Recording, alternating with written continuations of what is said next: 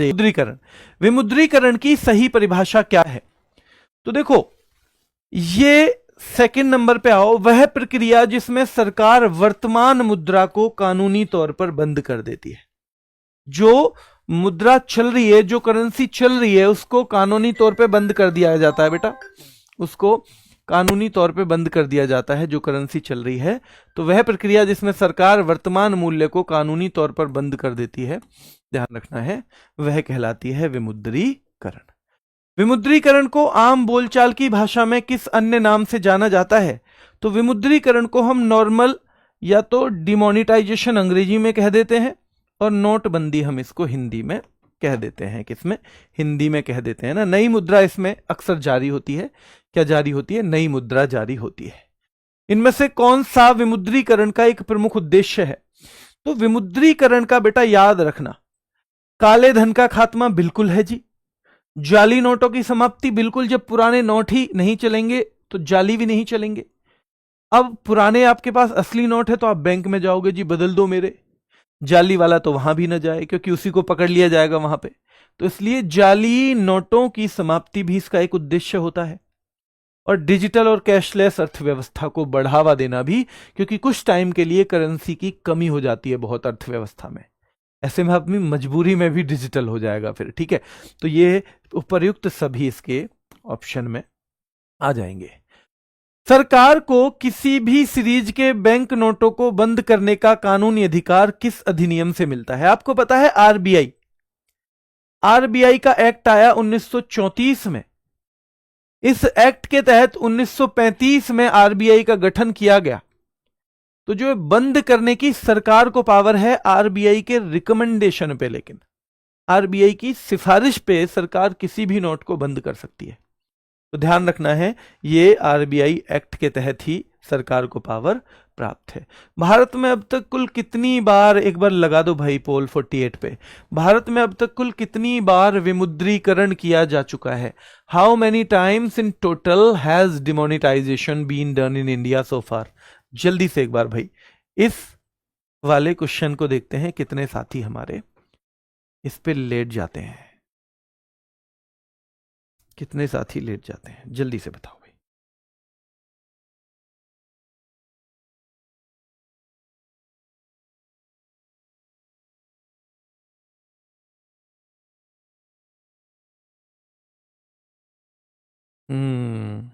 कर रहे हो गड़बड़?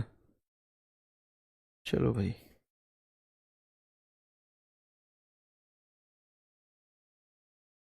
भाई क्लास,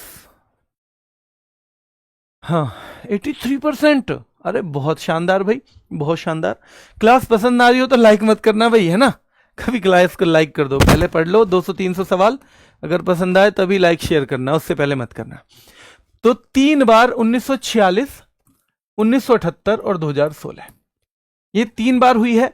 अब अगर इसको कैटेगरी में बांटें तो आजादी के बाद अगर पूछेगा तो आजादी के बाद इस तरह से पूछेगा तो 2 बार कर देना, और आजादी से पहले पूछेगा तो 1 बार कर देना। क्या कर देना? आजादी से पहले अगर पूछेगा तो 1 बार मेरे शेरों कर देना, ठीक है। चलिए, आरबीआई अधिनियम 1934 की धारा 26(2) मुख्य रूप से किसको नोटों की सीरीज बंद करने की शक्ति देती है? तो वो कौन है जिसको शक्ति दी जाती है, नोटों की सीरीज बंद करने की शक्ति दी जाती है?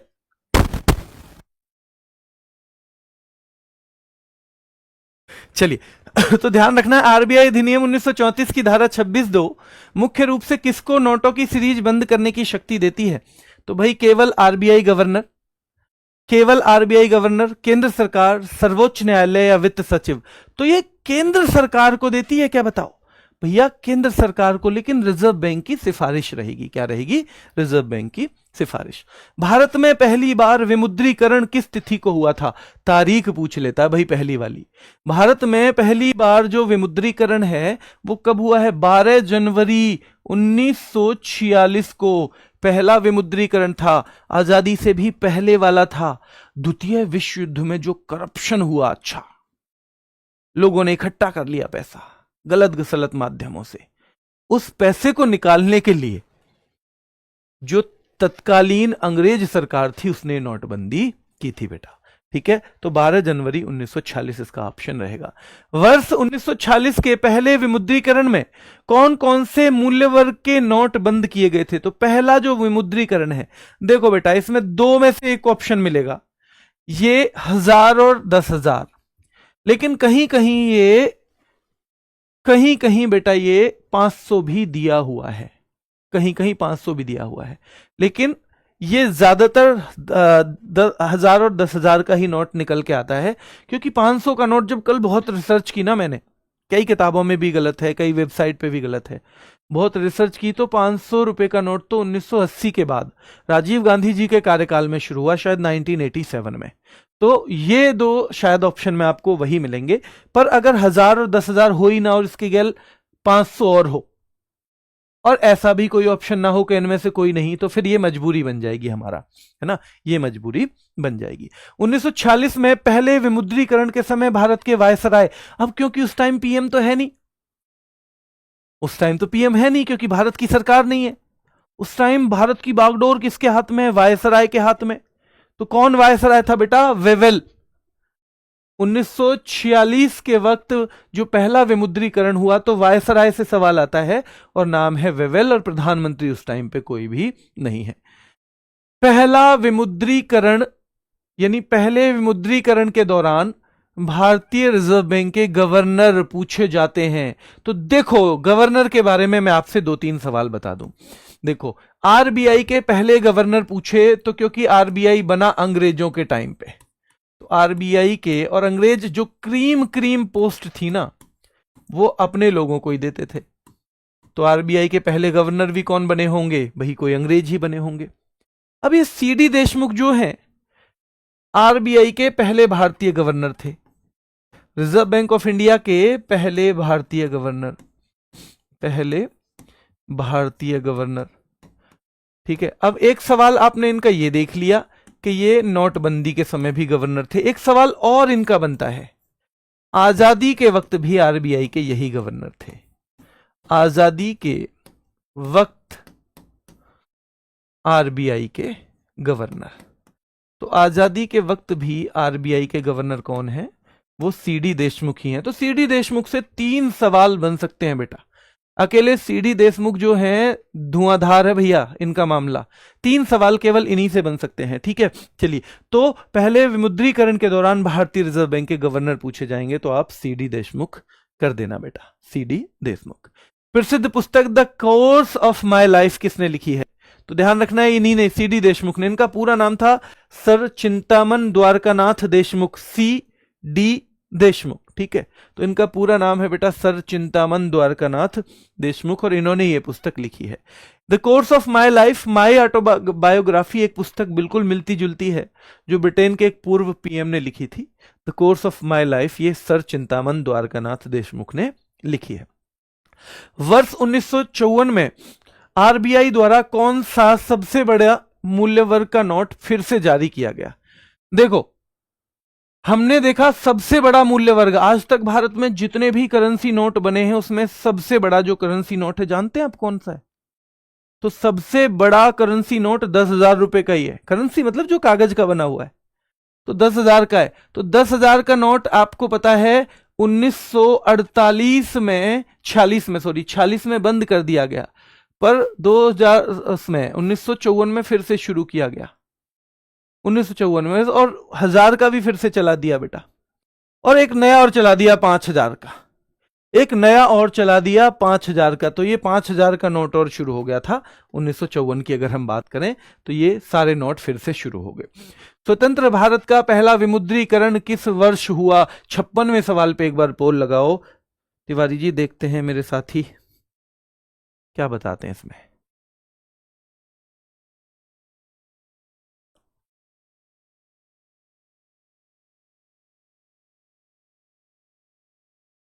बहुत ही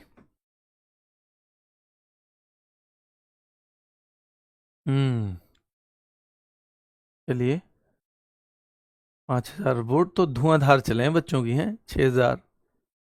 तिवारी जी अभी, तिवारी जी बार बार कह रहे हैं सर लाइक कम है आपकी क्लास पे। भाई साहब, जब बच्चों को पसंद आएगी तभी तो करेंगे, ऐसे ही कर दें।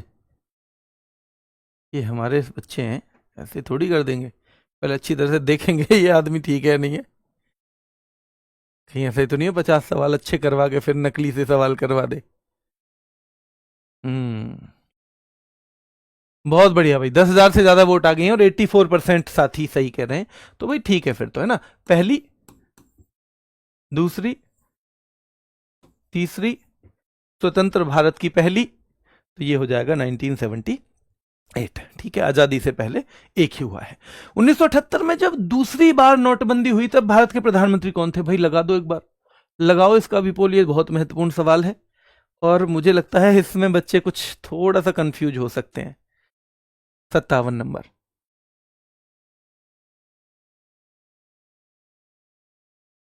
भाई इस पे और पोल दे दो, सारे सवालों पे नहीं लूंगा मैं, पर जहां जहां मुझे लगेगा कि आपको कंफ्यूजन हो सकता है तो पोल में गलत करके फिर नहीं आप करोगे दोबारा गलत उसे।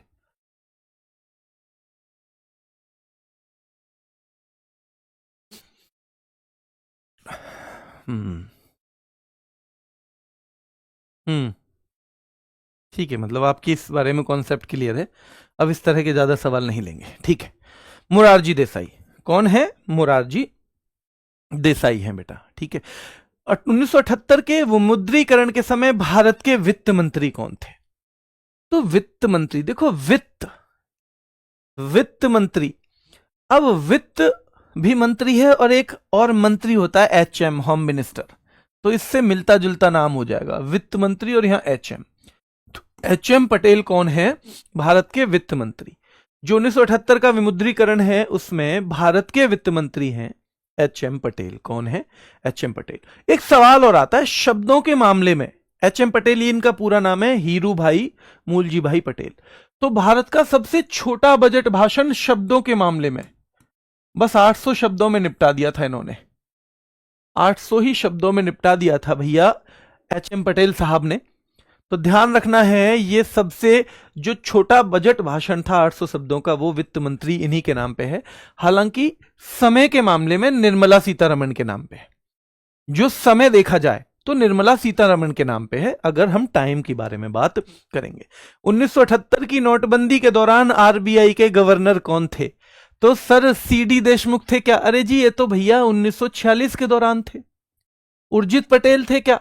ये 2016 के दौरान है भैया, आपको इतना भी याद नहीं रहता, बड़े भुलक्कड़ हो आप तो।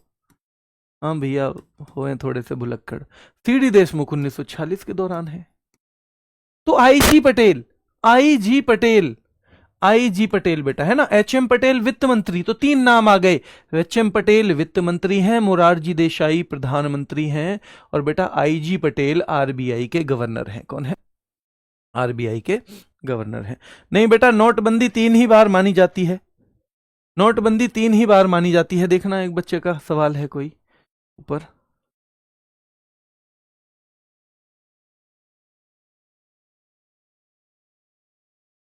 नहीं वो 3 ही बार मानी जाती है बेटा, 3 ही बार मानी जाती है नोटबंदी जो है प्रॉपर। प्रसिद्ध पुस्तक glimpses of Indian economic policy and Insiders view के लेखक कौन है? इस पुस्तक के लेखक कौन है? तो सीधे सीधे आएगा नाम आईजी पटेल, यही नाम आएगा जो हमारी नोटबंदी के टाइम पे गवर्नर थे। 1978 में मोरारजी देसाई सरकार ने किन उच्च मूल्य वर्ग के नोटों को बंद किया? देखो 1946 में 2 नोट बंद हुए थे, 1000 का और 10,000 का। हाँ, लेकिन मैंने बताया 1954 में फिर से शुरू कर दिए थे। 1000 का तो किया ही, 10,000 का तो किया ही, एक नया नोट और ले आए बेटा 5,000 का, है ना, एक 5,000 का और ले आए। तो ये 3 बड़े नोट हो गए। नोटबंदी हमेशा बड़े नोट बंद होते हैं। क्यों बंद होते हैं? क्योंकि जो काला धन वगैरह छिपाने का भी रहता है ना सिस्टम, वो आदमी बड़े बड़े नोटों में ही करता है।